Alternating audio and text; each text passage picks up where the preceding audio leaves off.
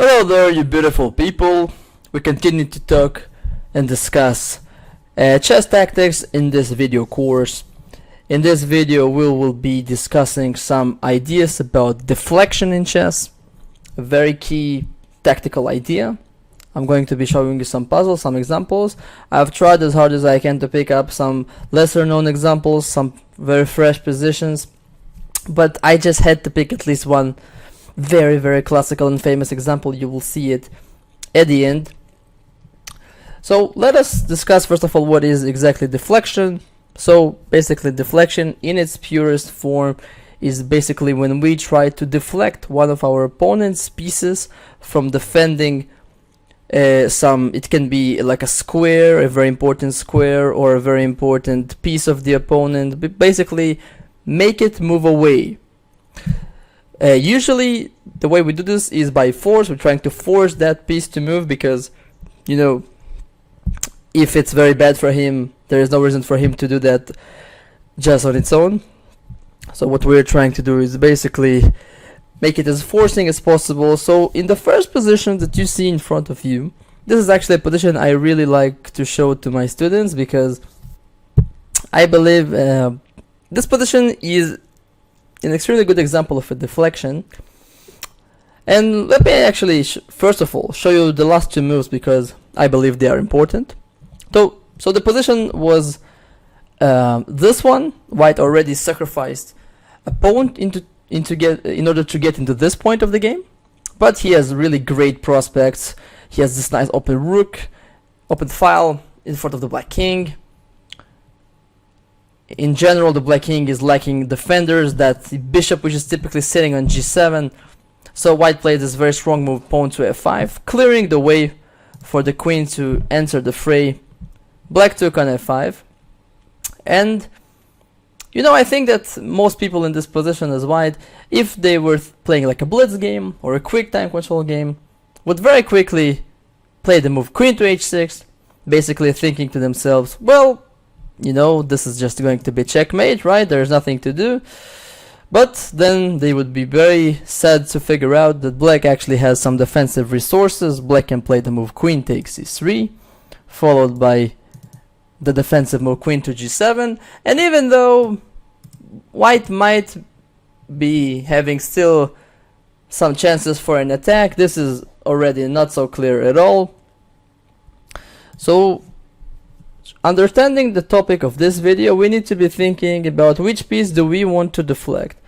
And it's very easy to see that since the only reason this move, queen h6, is not leading to checkmate and basically winning the game is because of that defensive check on c3. If this check basically is not existing, white would be instantly winning with the move queen h6. So all we have to do is deflect the black queen from attacking the pawn on c3. And what is really nice about this position that when I was seeing it the first time, I also failed to see the first move because it's really not that instinctive. I think the reason why the winning move here is a little bit difficult to find is just because usually when we attack and our opponent's king, we very much focus on that side of the board. So probably right now we are thinking moves like queen h6, and if not queen h6, maybe queen d4, trying to checkmate on the king side. Basically moves that aim towards the king side, right? But our job right now is to deflect the queen, which is on the queen side of the board. So what should we do? Of course, I really recommend you to stop and think about this a little bit for yourself. I assumed you already did that. So we can now continue. So how do we usually deflect a piece? Well, we force it to move. How do we force it to move? We can either attack it or just offer like a very, you know, a very big present, a very big sacrifice that he will be likely to accept. So white is coming about the move rook to b5, which is an extremely like a flashy move, basically attacking the black queen. The rook is en prise, there is nothing defending it. But if black chooses not to accept our present of our rook on b5, this won't help too much, because black will be forced to move away from attacking the pawn on c3. So for example, queen a4, there is still queen to h6, and the checkmate is inevitable.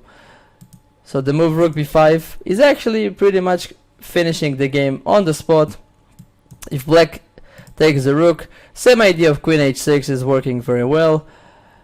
Black has nothing he can do to stop the checkmate. So the move, after the move rook b5, black is just forced to resign instantly. There is nothing he can do. He either loses the queen or gets checkmated. Now this looks very easy, or at least the idea is pretty easy, like once you see it. But even for some very strong players during the game, it's might be not so easy to find such an idea if they don't think in the proper way. Basically thinking about what they're trying to achieve. If they understand that they have to deflect the queen, then this kind of moves are coming much more naturally. Let's move to the second puzzle. This is a game from the German Bundesliga. This is one of the strongest leagues in the world, and it is black to move. I must say that the opening went disastrously for white. He's already a pawn down. He lost the right to castle. Black already had made a lot of achievements in this game. The fact that he has the knight on e4, rook on e2, lots of good pieces. But this position is actually surprisingly tactical. There are lots of hanging pieces in this position. So what I like to do in such situation is basically, first of all, try to understand what is going on and maybe throw some ideas into myself just to see what I'm basically trying to achieve. So first thing that we can see is that our rook on e2 is technically hanging, but it cannot really be taken because there would be some devastating discovered attacks against his king. Probably also very likely will get checkmated, but at least we will get his queen. So the rook is not really hanging. Also we see that the bishop on a6 is seemingly hanging, but also this piece cannot really be taken because his queen is hanging on a4, so that's a pin. So you see an extremely tactical position. There are lots of tactical motifs in this position. So we don't have any hanging pieces, like not really hanging pieces. Second thing we want to look at is some potential tactics, what I call basically moves that could be very strong under certain conditions. So for example, the move knight to c3 could be a fork, a very simple fork, but there is a bishop on e1.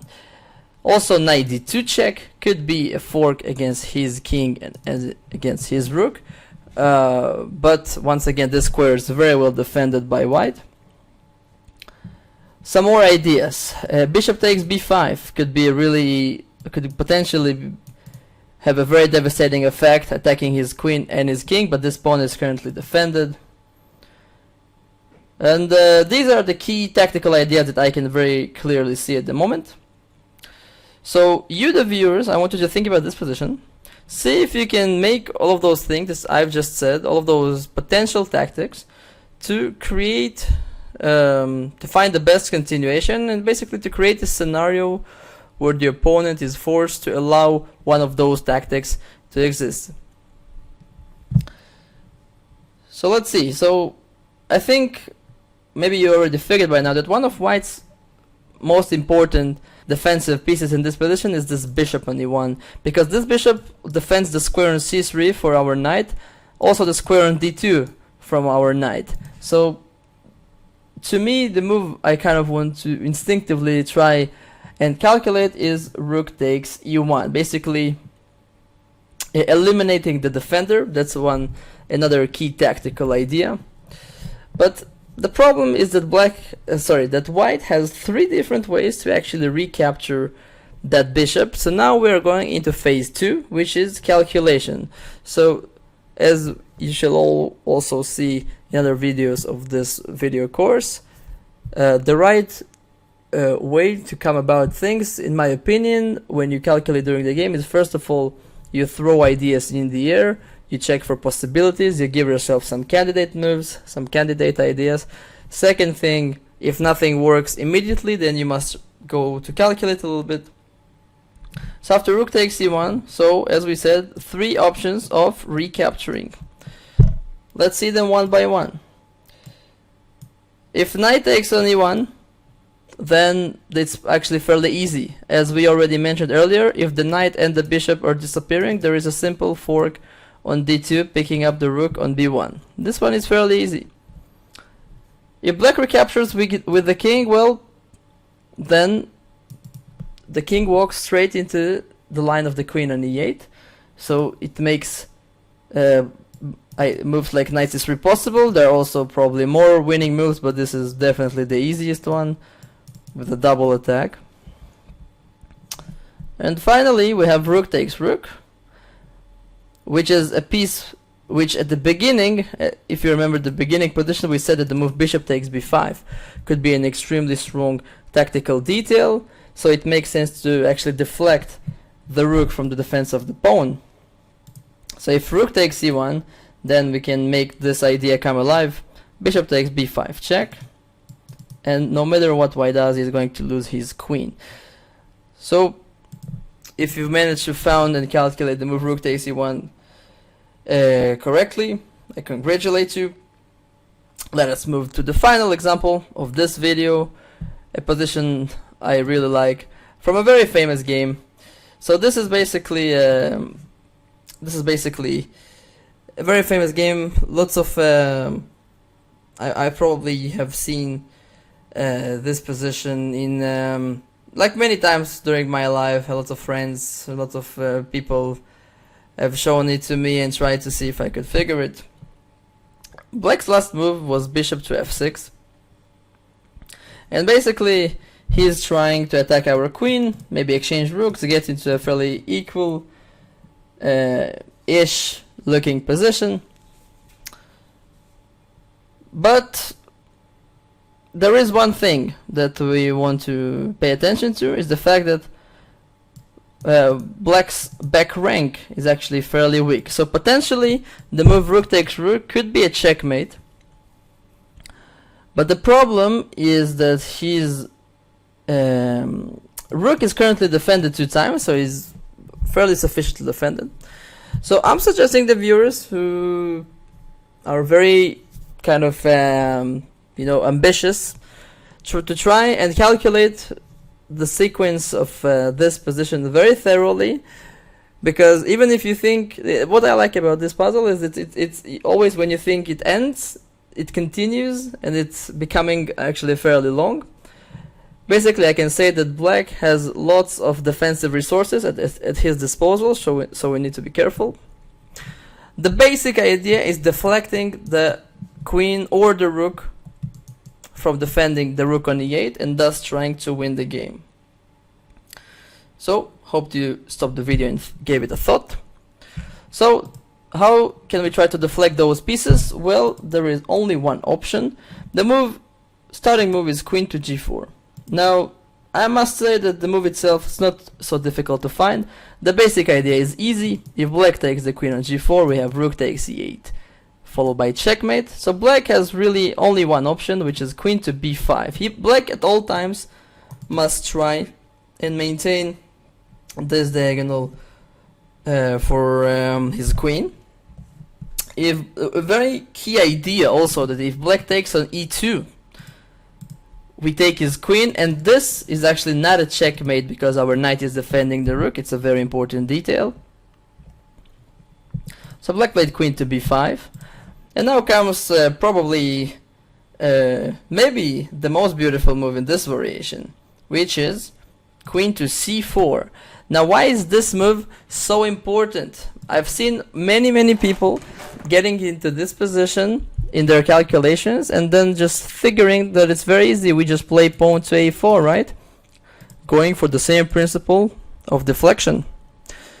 But this move actually, not only that it's not winning, is actually losing, because now black has the counter attack. Queen takes rook on e2, followed by rook c1, and actually it is us who are getting checkmated, so be careful about that. So queen c4 is played, a very beautiful move, but it cannot really be taken. Both of these moves lose for the same reason, that we have rook takes rook, so black must keep the same defensive strategy. queen back to d7, keeping the big diagonal under control. If you already made it so far in the variation in your mind, congratulations. If you didn't, you can also try to solve the position once again from this moment, because I think there are also some important moves to be seen ahead. So if you want to give yourself a second chance, this is the moment. So in this position, once again, going for the same idea of deflecting the queen or the rook, white amazingly finds the move queen to c7, which is a brilliant move, but is basically working on the same principle, on the same motif, that the queen cannot be taken. Once again, queen takes c7 or rook takes c7, both get under the same checkmate, so black must go queen d5. And right now, this moment is also once again very important. White must try and deflect the black queen furthermore, but this is another moment in time where we need to be a little bit careful. For example, in this position I've also seen many people try to make this move queen takes b7 work, but as we've seen earlier, this move fails for the counter attack of queen takes c2 followed by rook c1 checkmate, so once again be careful of that. In this position, white is launching more resources into the game with the move pawn to a4, attacking once again the black queen. And now let's see the difference. If now black takes on e2, this no longer works, because after rook takes e2 there is no rook c1 checkmate, and black can basically cannot take any of white's pieces because he once again gets checkmated on the back rank. So after the move pawn to a4, black is already having some troubles. He must once again keep the long diagonal, so he took on a4. And now the move b3, continuing basically the same strategy of deflecting the black queen. And now a very nice detail. After the move queen to b5, in this position, as we can see, we made quite a lot of achievements. Let's see if you guys can see basically the final execution of white's plan. Go back right here. Yeah. So in this position, white's a move. That was actually one mistake that I've made. Winning move is not b3. This actually in this position it's actually extremely important to find one more resource, extremely important one. So basically what I made in my mind wrong, I already got a little bit confused, is that after the move b3 queen b5 we're basically getting into the same position we've seen earlier. So what is white basically has to achieve is avoiding that motif of queen takes e2. If he can make this motif work, then the whole combination doesn't really work. So he comes about the move rook to e4, which is probably the star move of this whole variation. White is basically attacking the black queen. And now after the move queen to b5, only now the move queen takes b7 works. Because after the move rook takes rook on e4, actually we have two ways to win. The easiest is obviously just to make the same checkmate, but also queen takes queen wins, because rook takes e1 once again is not a checkmate since the knight is defending the rook. So after the move queen to b5, queen takes b7, black, not having this counter resource of queen takes e2, decided just to resign the game. So the same idea of deflection worked beautifully in this example. The key idea was to deflect mainly the queen, sometimes also the rook, from defending the rook on e8. It worked out like a charm. This is probably one of the most kind of famous examples of a deflection in the whole chess history. Hope you liked it. Hope you enjoyed it. See you guys in the next videos. Take care.